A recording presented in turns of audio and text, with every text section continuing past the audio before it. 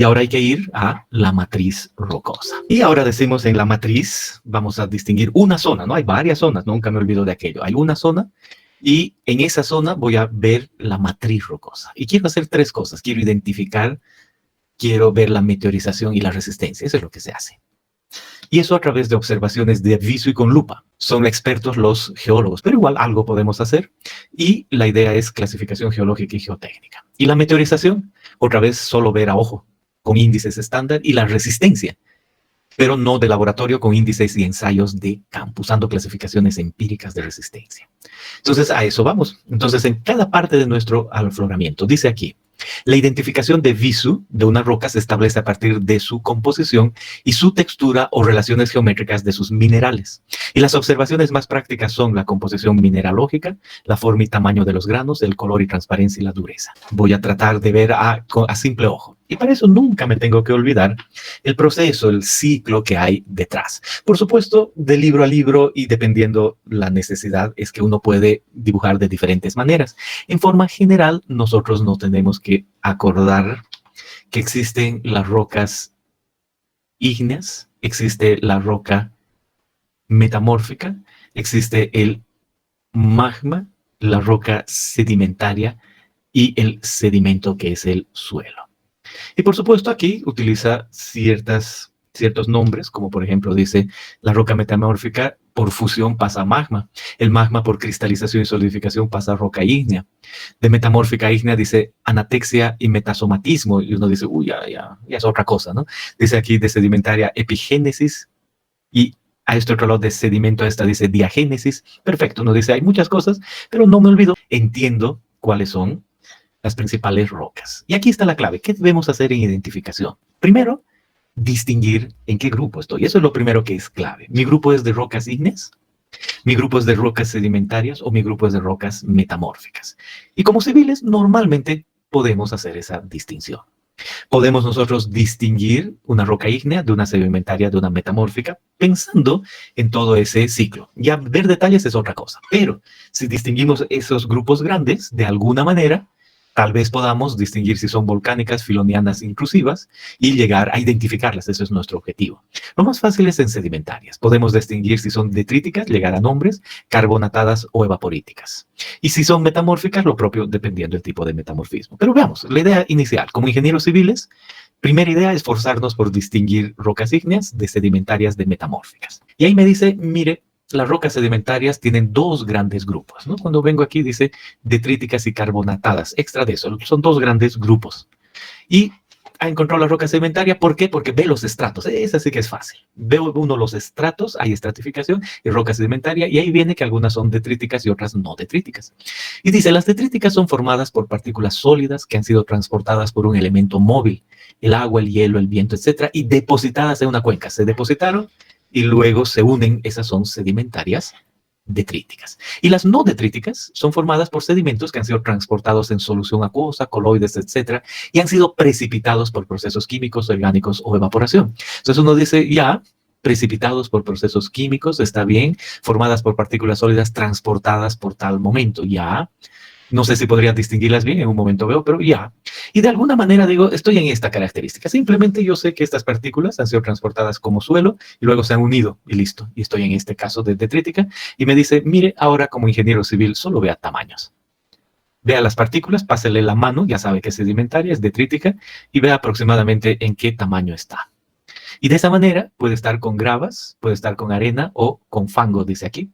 Y si está en la parte fina, aquí dice 62 milímetros, lo que casi es el tamiz 200, entonces por debajo tiene una lutita, por encima hasta 2 milímetros como la norma AASHTO, ahí tiene areniscas, y por encima de eso, si ve claro en la roca, tiene grava. Entonces uno dice, la identificación pasa por ver tamaños de granos y la estratificación, entonces conglomerados, areniscas, lutitas y las lutitas limolitas y arcillitas. Entonces uno dice, esto no es tan difícil, y de seguro hay mucho alrededor. La respuesta es sí. Vemos otra tabla. Y decimos, esta tabla aparece en el libro de González de Vallejo. Estamos en rocas estratificadas, por eso hemos llegado aquí. Entonces aquí no dice ni sedimentarias, dice estratificadas. Mayormente esas son sedimentarias. Y dice, solo fíjese en el tamaño de grano el que ve. Y ahí dice, mire, está todos los tamaños de los que hemos hablado, 20, 0.006 menores. Y lo que decíamos en este, lutitas, arenitas y ruditas, un poquito diferente, pero no me preocupo, digo, de acuerdo a esto están esas rocas. Y en lutitas puedo ver masivas y laminadas, y ahí entra la limonita y la arcilita. Y después dice aquí, que interesante, más del 50% son carbonatados. Y uno dice carbonatado, precipitación. Entonces, si yo le echo ácido, va a efervecer. Entonces, la diferencia entre esta y esta ya la puedo distinguir. Y ahí entran los que son la caliza y dolomía, y ahí entran ciertos nombres. Perfecto. Entonces digo, ya, se nota que no es tan difícil. Una vez que me voy con mi tabla y estoy viendo mi matriz y digo, ¿qué es esto? Veo el tamaño, digo, es una rudita. Entre estos tamaños puede ser un conglomerado con cantos rodados, bolos y gravas cementadas por una matriz fina, o puede ser una brecha, fragmentos irregulares de roca en una matriz fina. Podría ser. Entonces tengo o brecha o conglomerado. Y con esta idea, como ya hemos hablado, en este rango de tamaños, una calcirudita. Perfecto. Voy más abajo y digo, entre estos 2 y 2 tengo arenitas de grano grueso medio fino, y ahí entra la arenisca y varios detalles, ¿no? Ya no me preocupa mucho. Y en esta otra tengo la calcarenita en estos tamaños si estoy en rocas carbonatadas. Y si sigo bajando, están las lutitas, que puede ser la limolita masiva, la laminada, la arcillita, y así sucesivamente. Entonces, esa es la manera en la que uno distingue las rocas sedimentarias. Entonces no hay que aprender de memoria eso, pero sabiendo que realmente existe esta tabla, podemos llegar a identificar un suelo. Y no se olviden los tamaños, parecido a lo que sabemos del sistema unificado. Arcilla y limo, en general una lutita, que puede ser arcillita o limolita, entonces esa de ahí con ese tamaño, menor a 64, casi el tamiz 200. Y arena como el sistema Ashton, entre el tamiz 200 y el de 2 milímetros. Y grava mayor. Y si yo veo eso en una roca sedimentaria, entonces es muy claro que estoy hablando de este rango y tengo OSOS y ya ha quedado identificada mi roca. Y cuando uno va a los minerales, entonces uno empieza a decir, puede haber ciertas cantidades de cuarzo feldespato, ¿no? Y en base a eso, uno todavía puede decir, dentro de ciertos rangos de tamaños, tengo arenitas, graubacas y por debajo lutitas. Y dentro de este porcentaje en la matriz, puedo yo clasificar en cuarzo arenita o cuarzo graubaca, y ahí tengo lo que son arenitas, graubacas, ya dije eso, lutitas, entonces hay más, pero claro, quizá alguno de ustedes con el tiempo termine especializándose en eso, pero de lejos, como ingenieros civiles, ya llegar a eso ya es mucha, mucha cosa. Entonces me siento feliz si puedo llegar a distinguir una lutita, una arenita, una rudita. Un conglomerado de una brecha no es mayor problema. Como dice aquí, una arenisca, pero aquí arcosa graubaca, bueno, ya dejo a otros. Y si de alguna manera puedo distinguir la efervescencia con ácido, entonces puedo distinguir eso de ahí, no hay problema. Dentro de lo carbonatado, se caracterizan por estar compuestas por carbonato, principalmente carbonato cálcico o magnésico, por lo que reaccionan con el ácido clorhídrico, produciendo efervescencia con mayor o menor intensidad en función de si estén compuestas de calcita o dolomita. Entonces digo, muy interesante. Y para clasificar las rocas carbonatadas, vamos a utilizar esta clasificación de Dunham, la cual clasifica las rocas carbonatadas en función de su textura.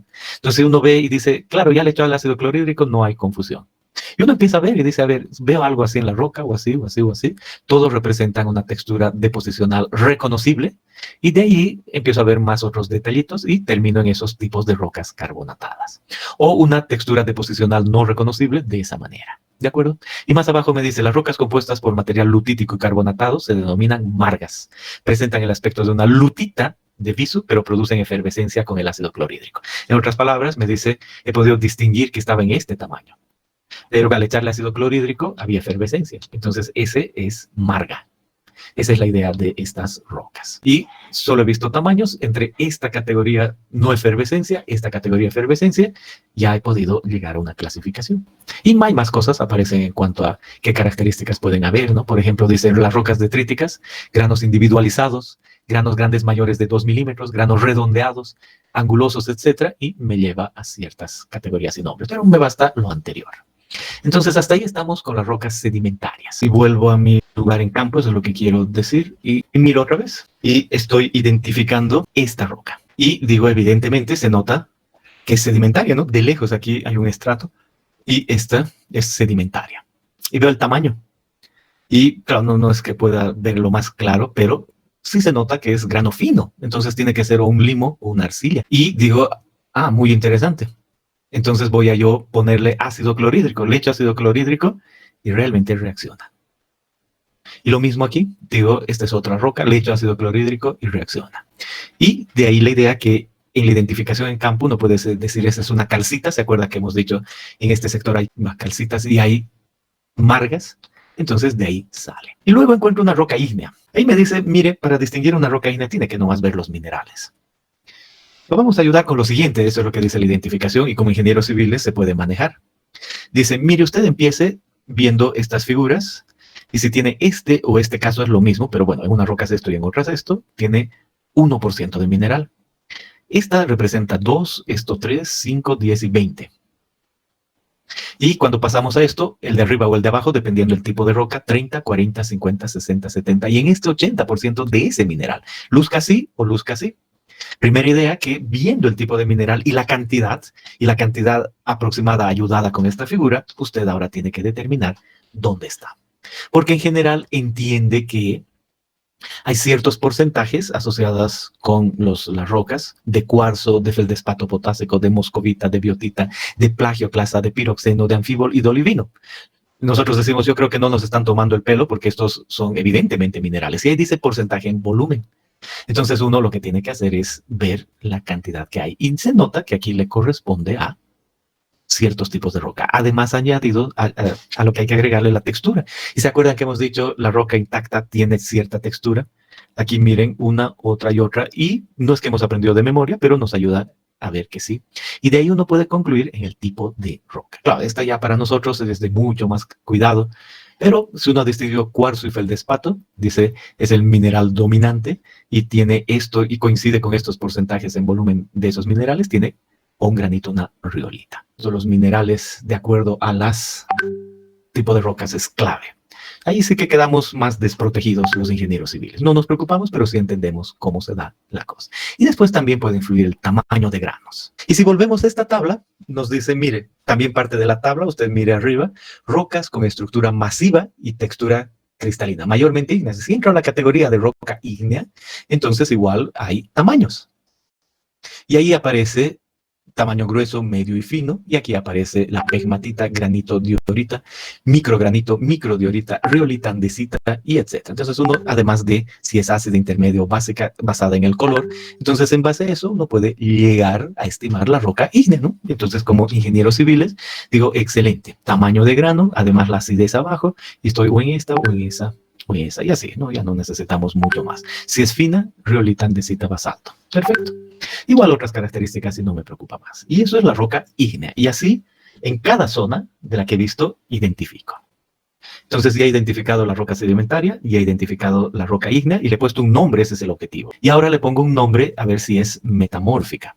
Y me dice, no se olvide que el paso es de una roca sedimentaria o algún otro tipo por metamorfismo a otra tipo. Puede haber lineación o foliación. Y aquí dice, si usted ha detectado un conglomerado, roca sedimentaria con cierto tamaño grande de granos, gravas, y hay metamorfismo, entonces va a cambiar a algo muy parecido, pero con cierta alineación. Aquí dice, estos clastos estirados. Entonces ya está identificado. Miren, este era un conglomerado y este es un metaconglomerado. Identificado. Si uno sabía que era lutita antes, al metamorfizarse pasa a pizarra y luce más o menos así. Y cuando tiene una lutita o pizarra, ya cualquiera de estas, y se meteoriza mucho más, pasa a esquisto, que luce así. Y cuando tiene un esquisto, por metamorfismo, pasa a gneiss. Y uno dice, perfecto, esto es pizarrosidad, esto es esquistosidad, y esto es un bandeado gneísico. Y sabiendo eso, uno termina y dice, mi roca es metamórfica, tengo un metaconglomerado, tengo una pizarra, tengo un esquisto, o tengo una roca gneiss. Y cuando va con mucha más calma, y me dice, en esta roca hay clorita, moscovita y algo de biotita.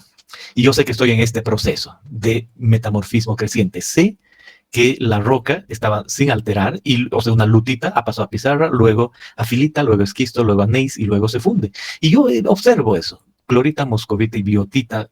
Entonces estoy entre pizarra y filita. Pero si ya no hay clorita, ni moscovita, ni biotita, entonces tengo que estar ya en esta otra categoría. Si hay granate, estoy en esquisto. Y si más hay esto, estoy aquí. Entonces los minerales se pueden distinguir. Ahora, ¿ustedes pueden distinguir una moscovita de una biotita? No, no importa. Pero esa es la manera en la que se distinguen pizarras, filitas, esquistos, que son parte de estas rocas. Y ahí otra vez, ahora sí, en grande dice, mire, Tenía la categoría roca estratificada, todo eso. Luego tiene la roca con foliación, lo que acabamos de ver.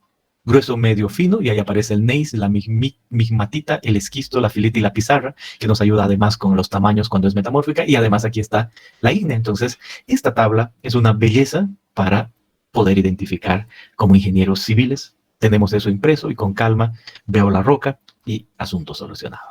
Y nunca me olvido que si no tengo idea de lo que tengo ahí, pues he visto que yo puedo hacer análisis petrográficos.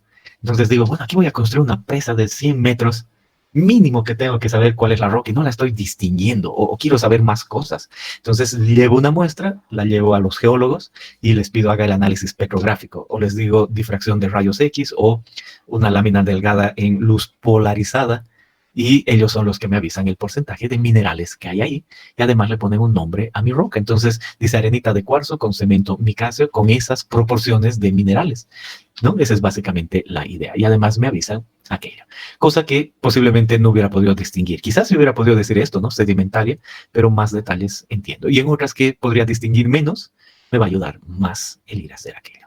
¿Qué otra cosa debo hacer en esa zona? Sigo avanzando y miro acá y me dice, ahora debo hablar de la meteorización. Es parte de lo que representa la descripción en campo de cada afloramiento, debo hablar de la meteorización. Y en este otro dibujo me dice, sí, la meteorización está asociada otra vez con ver en campo y usar ciertos índices estándar. Entonces, para eso me acuerdo que hay índices que me dicen, acuérdese del proceso de meteorización de una roca. Acuérdese que usted partió con una roca sana que estaba arriba y está ido descomponiéndose y de roca sana pasaba a roca meteorizada y finalmente a suelo residual. Y por supuesto, algunos autores como estos dicen para granito, en la roca sana hay el grupo 1 y 2, en la meteorizada el 3, el 4 y el 5, y el dibujo es muy claro, y el suelo residual es 1 ahí. Entonces ahora yo digo, ¿dónde estoy? ¿Dónde mi afloramiento realmente está aquí? ¿Eso es lo que veo? ¿O veo esto?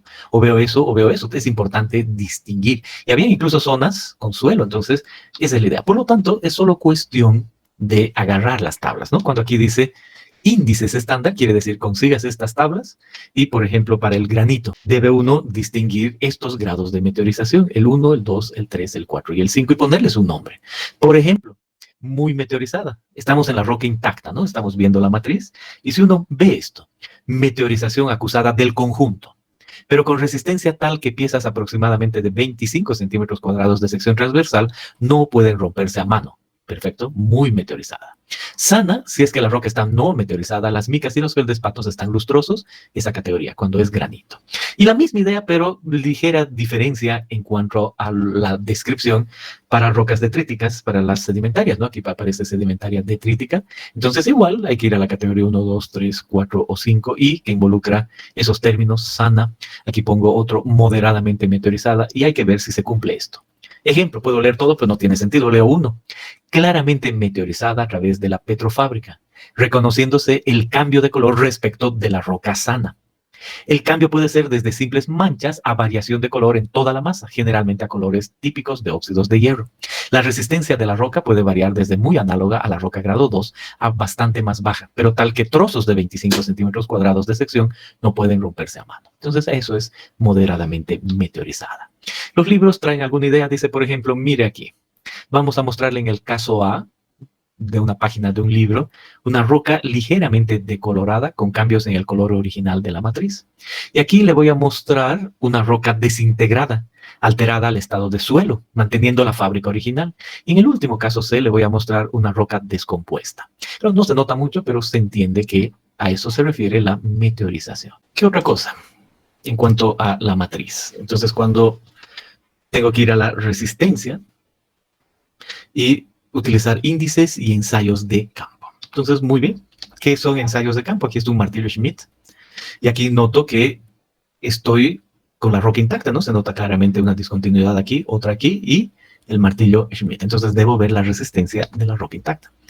Pero extra de aquello que puedo usar, por supuesto que también está el martillo de geólogo. Y ahí se tiene un martillo de geólogo, aquí otro, y la idea general, se agarra el martillo y se rompe la roca, o se ve cómo funciona. Lo mismo, y a veces se le da la vuelta y puede uno golpear con la punta. En forma general, la idea es la siguiente. Dice, de acuerdo a Brown en 1981, se puede estimar la resistencia. O sea, sin llevar al laboratorio, basta el martillo. Y ahí yo voy a caer en el grado R0, R1, R2, R3, R4, R5 o R6. Y he caído en el R0 con la descripción extremadamente débil cuando se puede penetrar con el dedo pulgar. Y se asocia a una resistencia a la compresión simple de 0,25 a 1 megapascal. O puedo mejorar la roca, paso a esta categoría débil, puede cortarse con dificultad con una navaja. Se puede hacer marcas poco profundas golpeando fuertemente la roca con la punta del martillo. Entonces, clasificación 5 a 25 en resistencia. Y eso es lo que quiero, ¿no? Estoy tras la resistencia en campo. Y con un martillo, una navaja, con la mano, puedo saber el rango de resistencia. Y después, estas otras. No se puede cortar con una navaja, las muestras se pueden romper con un golpe firme con el martillo, entonces la resistencia está entre 25 y 50 megapascales. Se necesita más de un golpe con el martillo geológico para romper la muestra, está entre 50 y 100. Se necesitan muchos golpes con el martillo geológico para romper la muestra, está entre 100 y 250. Y solo se pueden desprender esquirlas de la muestra con el martillo geológico, esto entre mayor a 250 megapascales. Esa es la manera en la que se puede estimar la resistencia. No he hecho un triaxial, no he hecho incluso martillo Schmidt, no he hecho carga puntual y tengo un rango de resistencia con el martillo. Puedo agregarle, evidentemente, el martillo Schmidt, que es portable, ¿no? Y me da mejor aproximación, no hay problema. Pero esa es la idea en cuanto a lo que representa estas rocas, la identificación, meteorización y resistencia. Y de esa manera he caracterizado la matriz. Entonces vuelvo y digo, he encontrado el afloramiento, después de encontrar el afloramiento he distinguido las zonas y para cada zona identifico la matriz, veo la meteorización de la matriz y finalmente la resistencia de la matriz. Eso es lo que representa la descripción de macizos rocosos hasta acá.